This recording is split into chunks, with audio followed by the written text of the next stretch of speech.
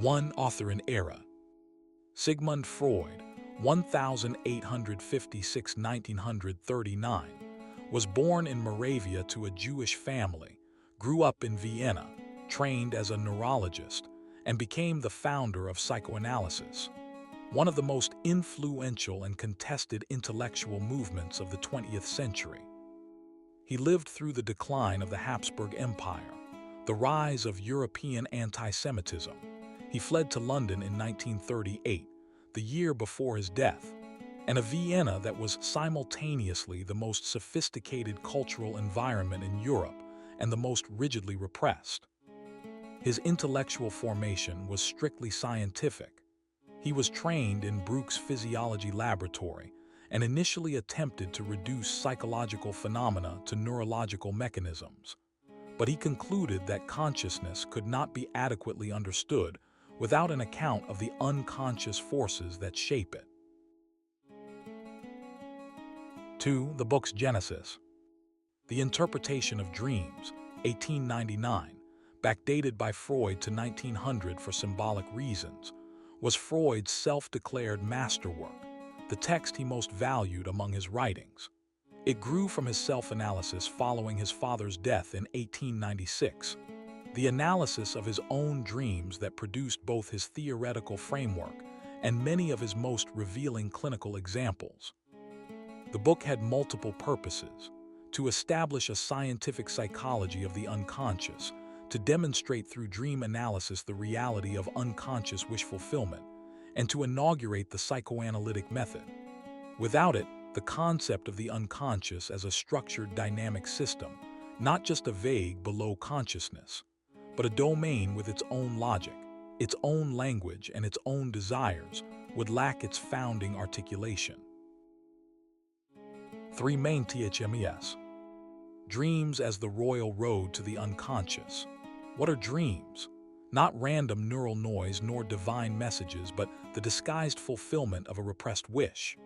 Every dream, properly interpreted, expresses an unconscious desire, usually infantile in origin, usually in conflict with the demands of social life, and therefore in need of disguise.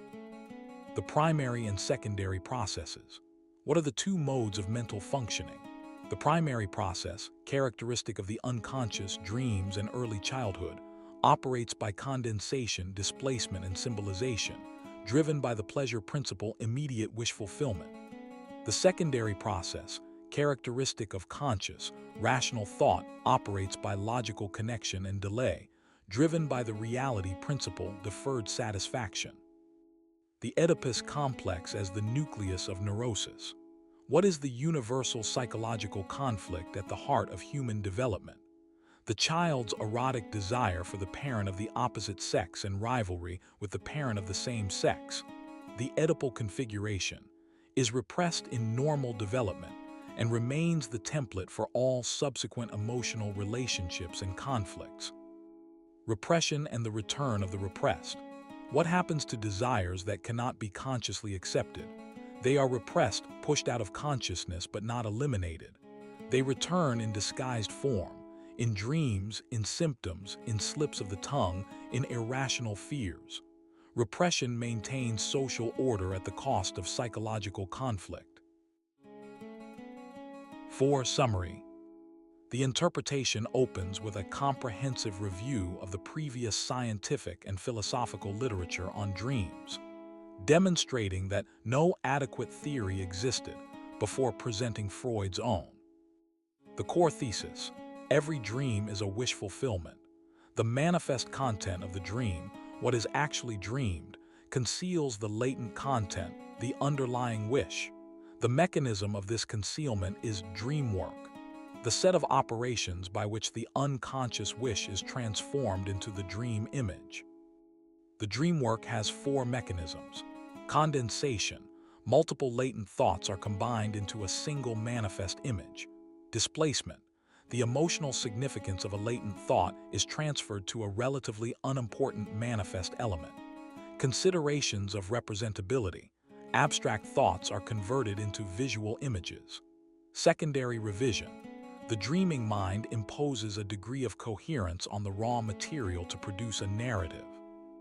To interpret a dream is to reverse this work, to free associate from manifest elements back to the latent thoughts they disguise.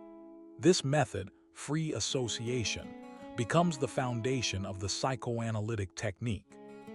The final chapter introduces the topographical model of the mind, system UCS, PCS, CS, and argues for the preeminence of infantile wishes, particularly the Oedipal wish, as the ultimate source of dream content and neurotic symptom alike.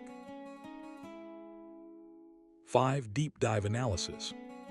The concept of the dream work, specifically the mechanism of displacement, is Freud's most philosophically consequential contribution because it introduces a new kind of logic, one in which meaning is systematically transferred rather than expressed directly, in which what seems to be about one thing is always also about another.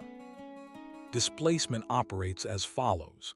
In a dream, the emotionally charged element, the representation of the repressed wish, is not the most prominent element.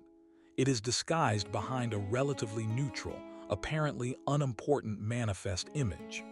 The intense affect is displaced onto the peripheral element. This is why dream interpretation is not simply translating symbols, the staircase equals sex, but requires the specific associations of the specific dreamer. There is no universal symbolism, only a structure of personal displacement. The most powerful implication extends beyond dreams. Displacement is the paradigm for all unconscious operation. A person who is irrationally angry at their spouse may be displacing rage toward their parent. A phobia of spiders may be a displaced fear of something entirely different. Unconscious meaning is always displaced, always somewhere other than where it appears.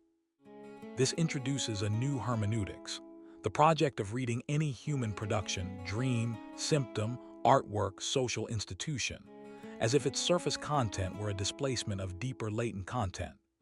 This is the origin of depth hermeneutics, which runs from Freud through Paul Ricoeur, through Lacan's structural psychoanalysis, through the Frankfurt School's social criticism.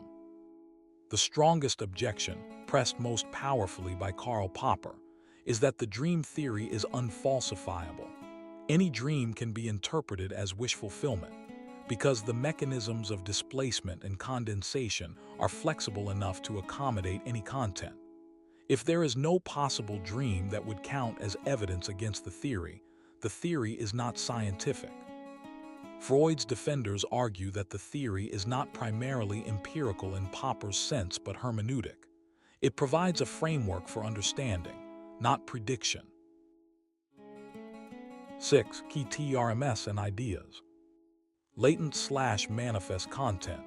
The distinction between the underlying wish, latent content, and the actual dream as experienced, manifest content.